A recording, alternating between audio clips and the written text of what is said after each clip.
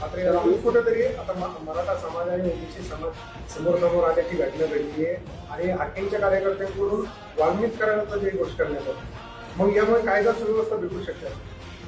त्याची मागे मी खरं आहे, ह्या असे जे नवीन पुढारी आले राजकारणात यांचं काही सोशल कॉन्ट्रीब्युशन नाही, समाजाच्या प्रती काय कॉन्ट्रीब्युशन आहे.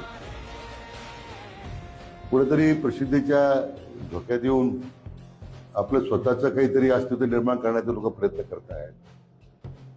खरं मी मागे एकदा बोललो होतो की ओबीसी समाजाला आरक्षण देताना एक तरी उदाहरण आहे का की मराठा समाजाने त्याला विरोध केला. आता मराठा समाज आपल्या हक्कासाठी जेव्हा बांधतो ते सुद्धा ओबीसीच्या आरक्षणाला धक्का न लावता एवढं त्यासाठी आक्षेप असण्याचं कारण काय.